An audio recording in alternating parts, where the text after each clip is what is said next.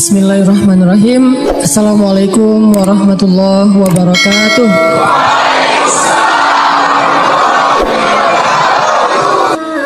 Kita akan ngebahas teknis untuk bisa menghijrahkan status dengan melobi langit dengan doa.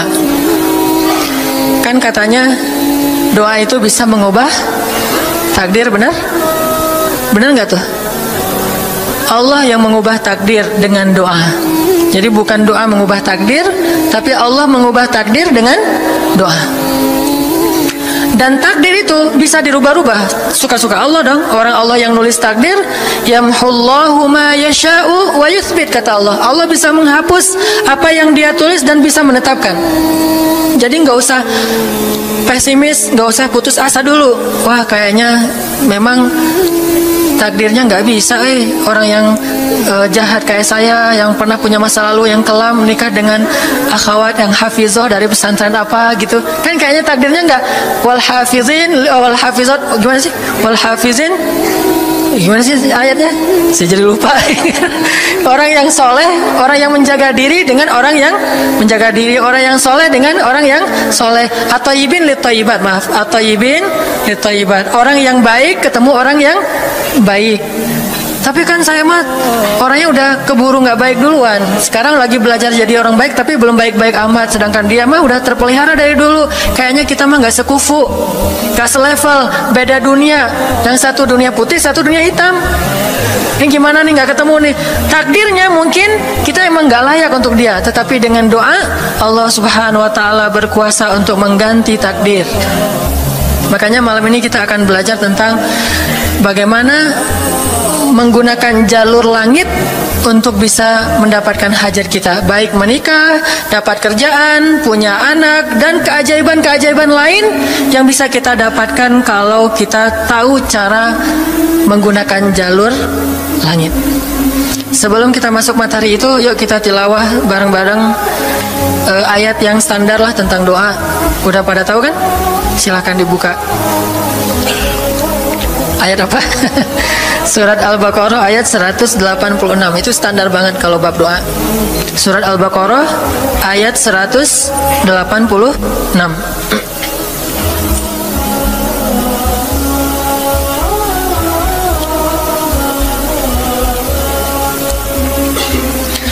A'udzu billahi minasy syaithanir rajim.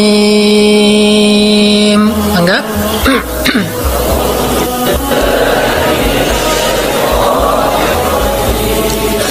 Bismillahirrahmanirrahim.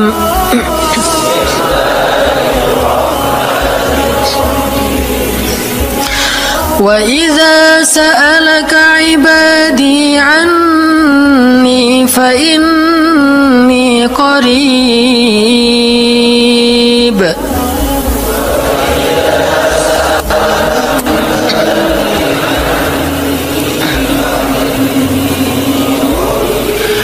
Ujibu da'watad da'i idza da'an.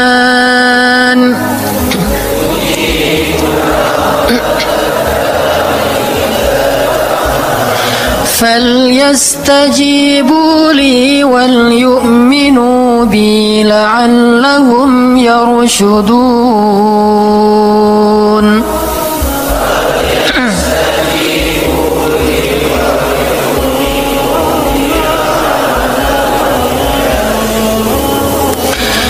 Dan apabila hamba-hambaku bertanya kepadamu tentang aku, maka jawablah bahwasanya aku dekat.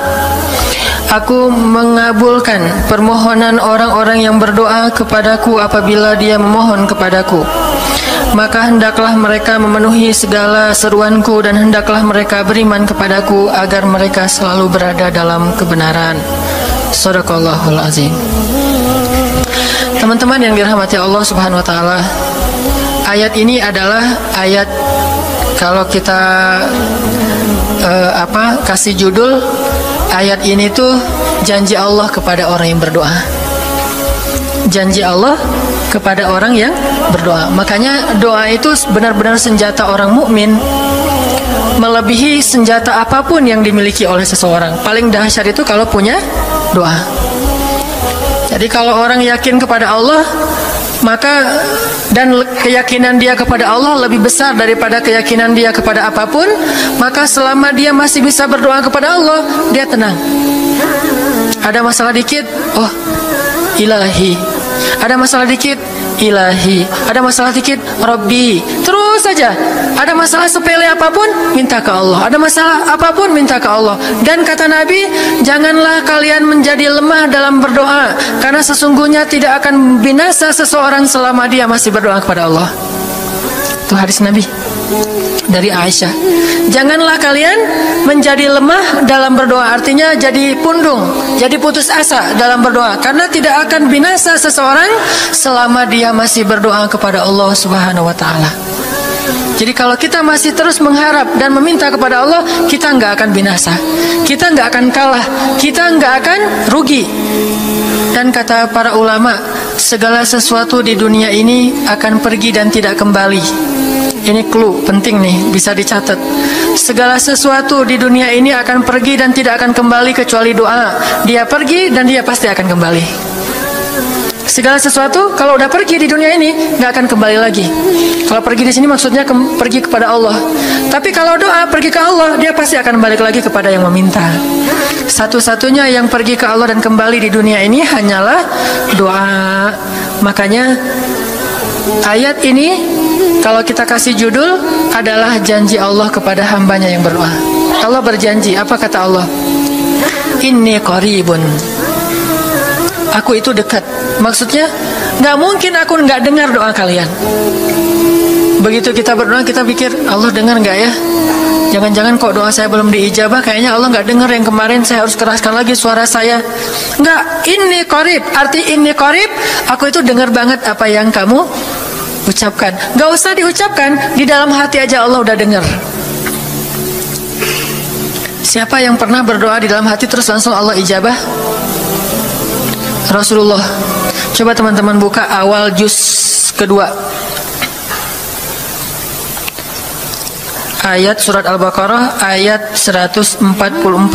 Itu gara-gara Nabi ada harapan di dalam hati tapi nggak berani ngomong gitu ke Allah, cuma dipendam di dalam hati doang, tapi langsung diijabah oleh Allah. Ayat surat Al-Baqarah ayat 144. Allah berfirman, "Qad nara taqalluba wajhika fis samaa,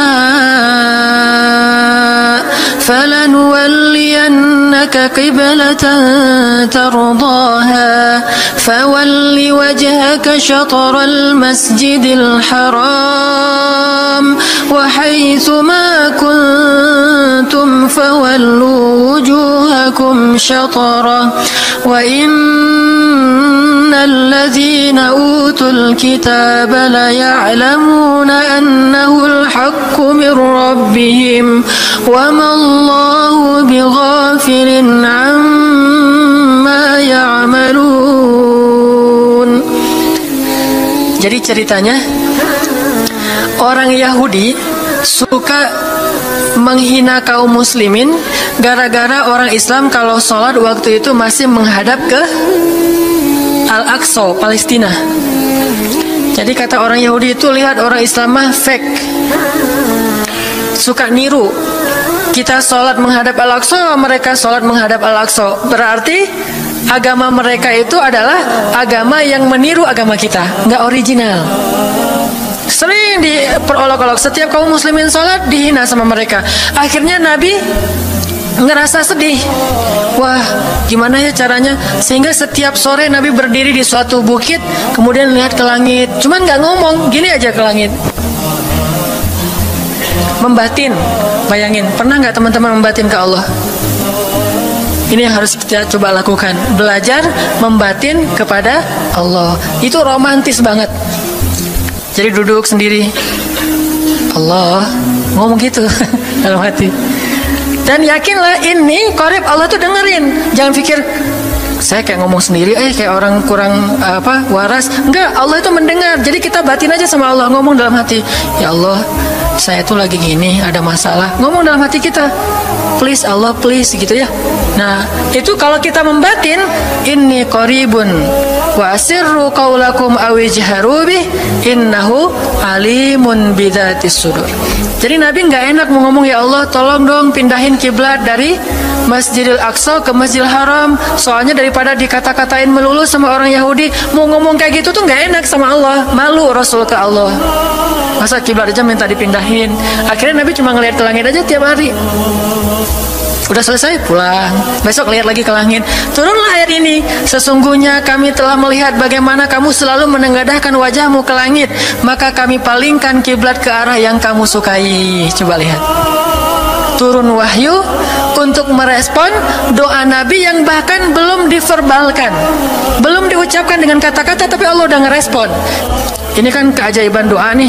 Cuman kita seringnya ngerasa udah minta berkali-kali kok nggak dikasih-kasih. Kita belajar sekarang.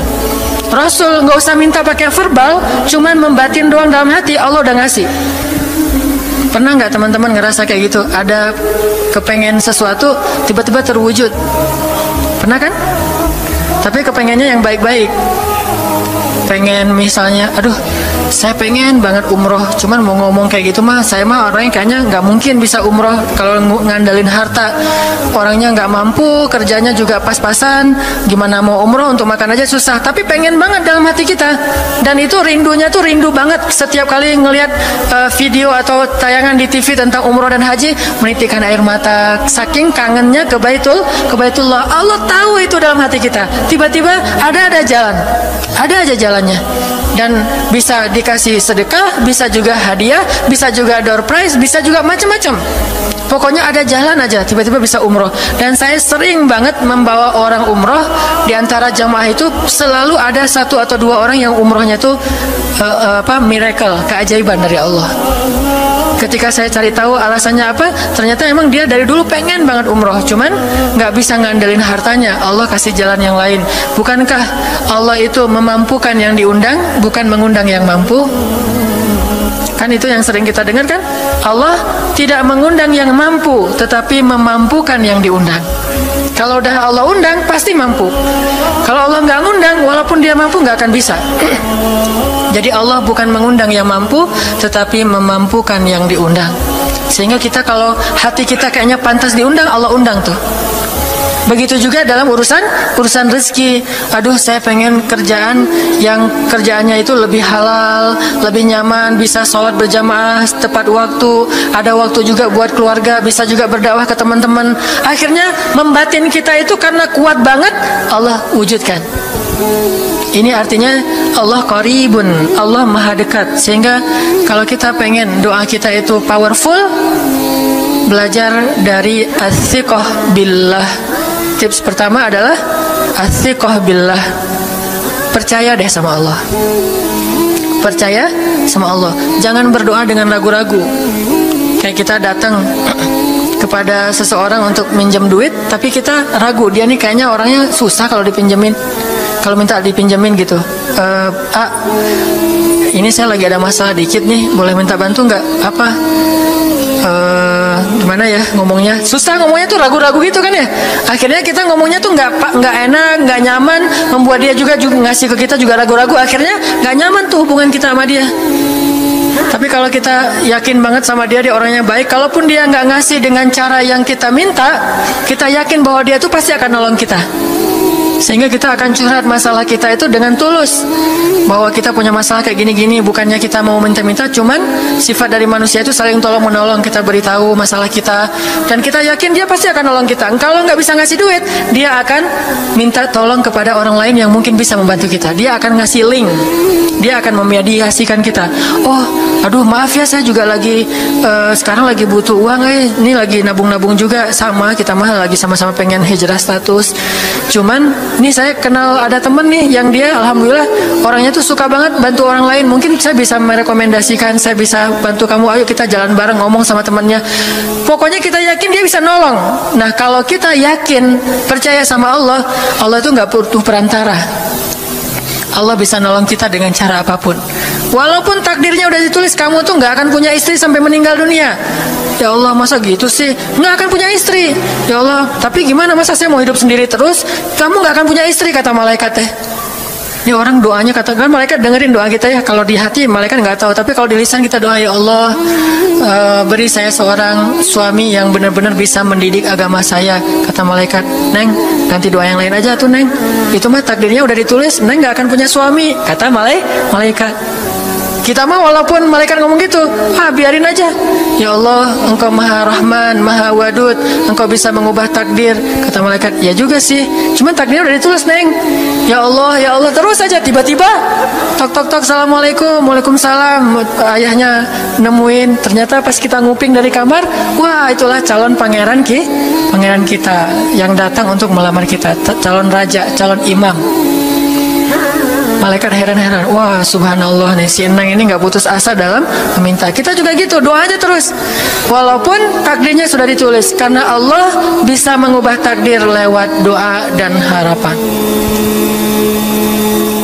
Masih ingat cerita seorang ibu di zaman Nabi Musa dulu, yang datang kepada Nabi Musa bilang, ya Nabi Allah, ya Kalim Allah, saya gak punya anak, udah tua kayak gini, bisa nggak ya saya minta tolong Nabi Musa doa kepada Allah supaya saya punya anak. Kata Nabi Musa, bisa aja sih, nggak apa-apa ibu. Ya udah saya doain, ya Allah, ini ada ibu minta anak. Kata Allah, ya Musa bilang ke dia nggak akan punya anak, itu sudah takdirnya. Kata Nabi Musa, ibu maaf, udah ada jawaban nih dari Allah. Gimana ya Nabi Musa? Allah bilang takdir ibu nggak akan punya anak. Oh gitu ya, ya udah deh pulang. Sampai di rumah, ya Rahim, ya Rahim, doa aja terus. Besok datang lagi, karena dia pengen tahu kabar dari langit. Nabi Musa itu bisa bicara ke langit. Ya Nabi Allah, saya mau tahu nih, kira-kira Allah sudah memperkenalkan belum ya permintaan saya? Permintaan apa? Pengen punya anak. Tapi kan kemarin udah, kata Allah takdirnya nggak akan punya anak. Ya coba aja dulu sekali lagi, siapa tahu sudah mau. Sekarang Allah memperkenankan. Wah, ini benar-benar dia husnuzan sama Allah, siqah, percaya sama Allah, nggak percaya kepada yang lain, percaya sama Allah aja. Nabi Musa karena udah terus aja direngekin minta gitu, Nabi Musa bilang, ya Allah, ini ada ibu yang kemarin, gimana dong ya Allah? Kata Nabi Musa, kata Allah, ya Musa, takdirnya dia nggak akan punya anak. Bilang sama dia, ibu udah terima aja takdir ibu nggak akan punya anak. Oh iya, pulang lagi, ya Rahim, ya Rahim, terus aja sepanjang malam, sepanjang hari doa, berhari-hari datang lagi kepada Nabi Musa. Ya Nabi Allah, udah berubah belum? Udah mau belum Allah ngasih saya anak? Kan udah kemarin takdirnya, tapi coba lagi, sekali lagi aja. Nabi Musa minta lagi ke Allah, kata Allah masih yang sama, pulang lagi, nggak datang lagi ke Nabi Musa. Setelah beberapa bulan datang bawa bayi. Assalamualaikum, udah semangat sekarang, beda gitu ya. Kalau dulu Assalamualaikum, melas gitu ya. Sekarang Assalamualaikum, hai Musa. Kata ibu, ibu yang kemarin? Ya itu siapa? Anak saya. Anak ibu? Anak kandung maksudnya, bukan nyuri. Ini anak kandung saya, ini Nabi Musa. Wah, Nabi Musa nggak wah sih, subhanallah kalau Nabi Musa. Kalau saya mah wah gitu ya. Kalau Nabi Musa, masya Allah. Nabi Musa tanya ke Allah, ya Allah, itu ibu yang kemarin katanya takdir nggak akan punya anak, kok bisa punya anak? Ceritanya gimana Allah? Ceritain dong. Saya kok nggak update gitu informasinya, kata Nabi Musa. Allah ngasih update. Kata Allah, Musa, setiap kali aku bilang dia nggak akan punya anak, dia terus berdoa dengan menyebut ya Rahim, ya Rahim. Allah itu kan senang banget dipuji, dan Allah lebih berhak untuk dipuji. Kalau kita senang dipuji nggak baik. Kalau Allah senang dipuji, emang punya hak untuk dipuji kan? Allah senang dipuji. Dia bilang ya Rahim, kamu bilang nggak akan punya anak, dia bilang ya Rahim, terus saja berharap. Wahai Musa, sesungguhnya rahmatku mendahului takdir. Rahmatku mendahului takdir. Akhirnya dengan sifat rahim, Allah mengubah takdir ibu ini. Walaupun secara ilmiah gak mungkin punya anak karena sudah menopause, tetapi Allah yang memiliki kekuasaan atas segala sesuatu. Nah, tips pertama adalah kalau kita pengen doanya powerful, melahirkan mukjizat dan keajaiban, adalah ats-tsiqah billah. Harus percaya sama Allah. Pertama, percaya bahwa Allah Subhanahu wa taala itu Maha kuasa mengubah apapun yang Dia kehendaki. Apa yang Allah ingin, masya Allah, kan pasti terjadi. Wa man lam yasha lam yakun. Kalau Allah nggak pengen, nggak akan terjadi. jangan suuzon sama Allah terus bilang, nggak enak banyak minta, amal saya sedikit, mending saya beramal aja nggak usah banyak minta. Jangan memperlakukan Allah seperti kita memperlakukan makhluk. Orang kalau kita banyak minta dia akan kesulitan, lama-lama dia akan merasa terganggu. Tapi Allah kalau nggak diminta dia marah. Manusia kalau kita minta banyak-banyak dia marah. Allah kalau kita nggak minta dia malah marah. Masya Allah ya, luar biasa. Allah tuh senang banget kalau hambanya meminta. Sehingga di antara hamba yang paling Allah cintai, di antara hamba-hambanya, hamba yang paling banyak menengadahkan wajah dan telapak tangannya. Ilahi, ilahi, minta sama Allah. Allah tuh suka banget diminta. Orang yang suka meminta itu bahasa Arabnya awwahun. Inna Ibrahim la'awwahun halim. Ibrahim itu hamba yang awwahun halimun. Awwah halim. Halim itu artinya menahan amarah. Awwah da'a. Da'a artinya banyak berdoa. Kalau da itu berdoa. Kalau da'a senang banget doa. Ada masalah dikit, ilahi, Robbi, ngadu aja ke Allah, manja gitu. Dan Allah tuh senang banget dengan hamba yang kayak gitu. Sehingga sampai Nabi mengatakan, mintalah kepada Allah walaupun cuman garam. Garam aja minta ke Allah. Sepele banget masalah kita. Ya Allah, mudah-mudahan nanti nggak macet ya. Minta sama Allah. Kok macet ya Allah? Ya biar kita sabar. Udah tahu jam macet berangkatnya telat gitu ya, jangan salahin Allah. Tapi minta, bilang, biasakan kita tuh komunikasi sama Allah dengan manja. Ya Allah, mudah-mudahan saya bisa jawab ujiannya. Udah belajar sih ya Allah, cuma nggak tahu kan semuanya di tanganmu. Minta ke Allah. Bismillahirrahmanirrahim. Makan ya Allah, ini rezeki darimu. Makasih ya, makan. Kalau bahasa lainnya makasih, alhamdulillah. Alhamdulillahilladzi at'amani hadza wa razaqanihi min ghairi haulin minni wala quwwah. Hafal tuh?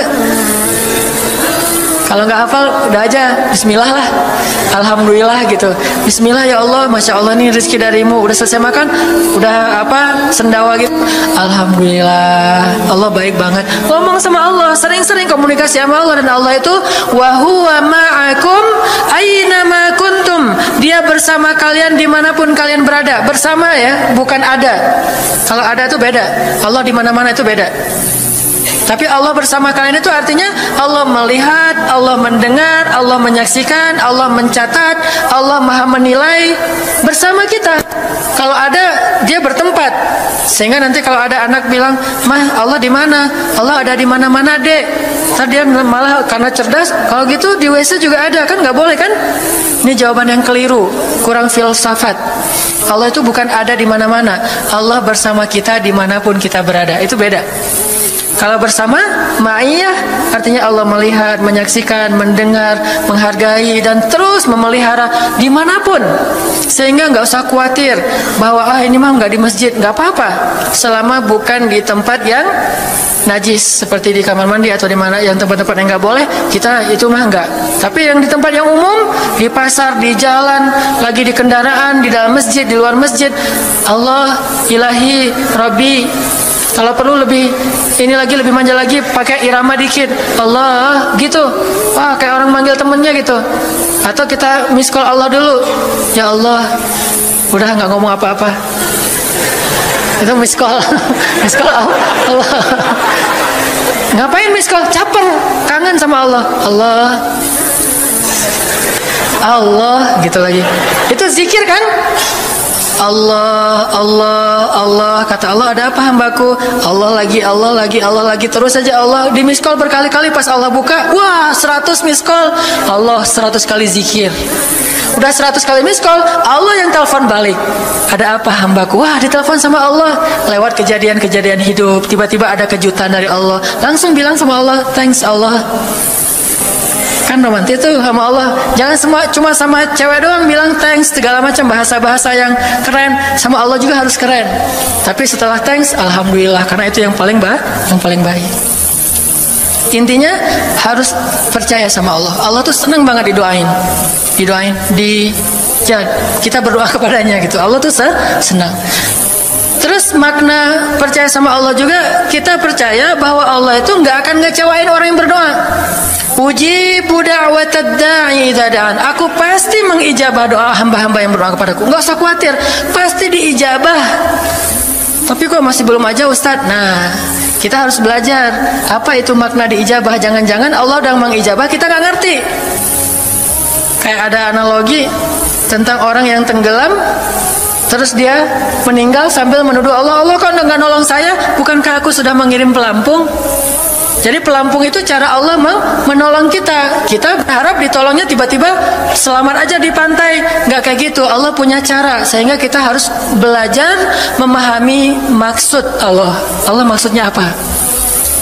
Di antara cara Allah mengijabah, kata para ulama, satu, Allah mengijabah persis seperti yang kita minta.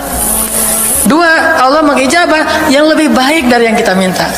Yang ketiga, Allah kalau nggak ngasih persis, ngasih yang lebih baik, dikasih di akhirat. Bahkan itu lebih keren daripada di dunia. Kok di akhirat sih? Ntar dulu. Akhirat itu jaraknya nggak jauh dengan kita, cuma 60 tahun.